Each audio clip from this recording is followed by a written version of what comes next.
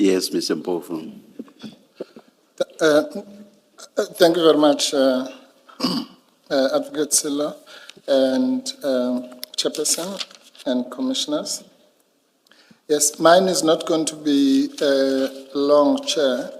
My remit was really to place on the record certain concerns, shall we say, which have been expressed by the General, which we wanted to put up front, and so that his evidence could be seen in context, because these are issues that may arise from time to time, or which might hamper the flow of his evidence. And we would like those issues have been specifically instructed to put them on the record for consideration by this forum or any other forum, should it become ever relevant, and so that we're not accused of raising those issues at a particular time, maybe because there are certain adverse findings or something. These are concerns that we raise, even if they will be favorable or neutral or adverse findings. Chair, what I will do is, so that we don't waste time, I'll just really do a high-level presentation of these issues. If the Commission would like us to present later a more detailed outline of the same issues, then we will be happy to do so. But for now, I don't want to get into much the minutiae. But the first issue, Chair, is maybe I should just say that the general heading really of all what I'm saying is concerns regarding what the General feels has been unfair treatment by the Commission. And that is on the basis that the Commission is enjoined to treat witnesses and everyone fairly. And I think that's common cause. Nobody can quibble with that. So the first of those topics then is the serial refusal by the Commission to furnish information upon request. And again, we are happy to furnish the detail and the chronology, the blow-by-blow of we wrote this letter, we got this nonchalant response, or no response at all, or an unreasonable response. There are many examples of that, but that's the broad area of concern. In fact, without getting into much detail, one of those responses was something like, well, you don't have to know what other people have said about you, just say what you know, kind of thing. And it would be hard to believe that that is a policy of this Commission. Because, as we know, people have a right of reply. I mean, that's one of the most fundamental rights under the broad rubric of Audi Alteram Partem.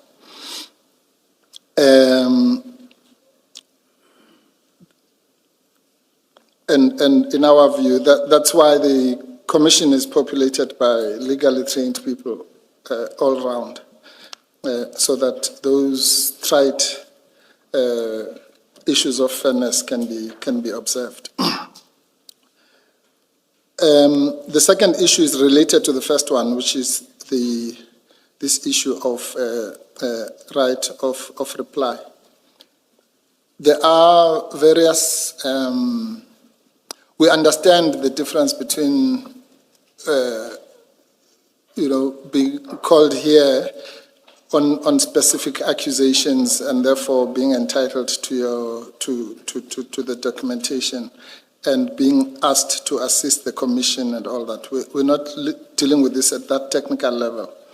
But whichever category one falls in, they surely have a right to at the minimum, to face their accusers, to use the colloquial expression.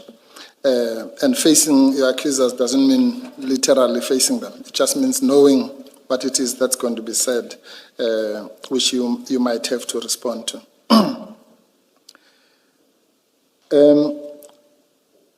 The next issue, which is the third in my list, is that one of the things we have been asked to do is to ensure that there will be no straying outside of the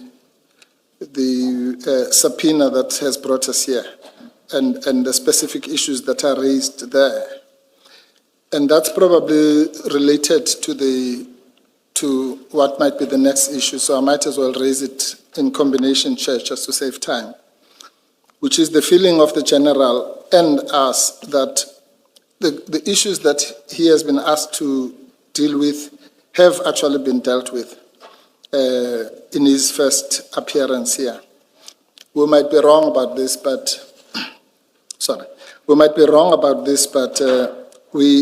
on our unscientific analysis, he's probably been the witness who has been called back more than anyone else to come back here, despite the fact that he testified for 3 days in January.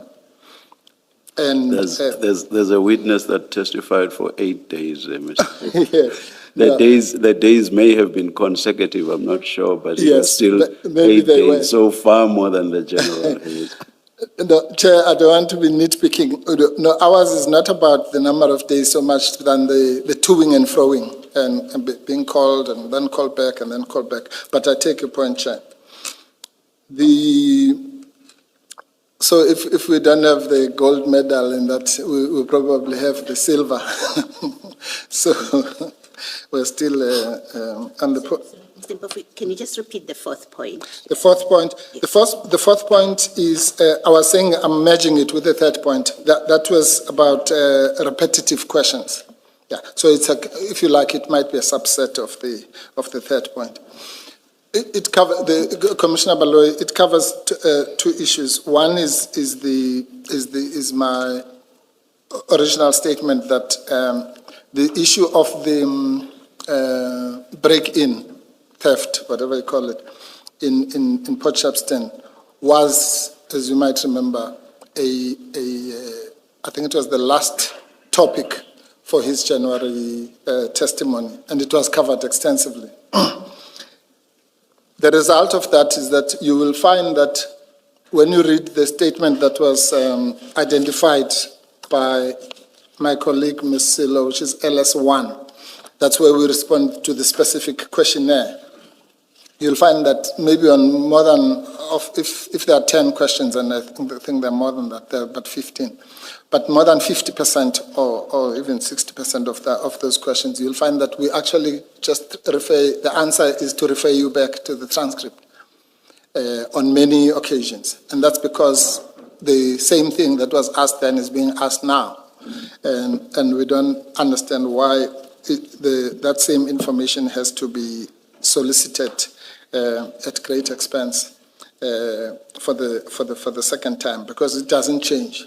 And that's why we literally quoted. It was not out of disrespect, but we just quote exactly verbatim what was said before.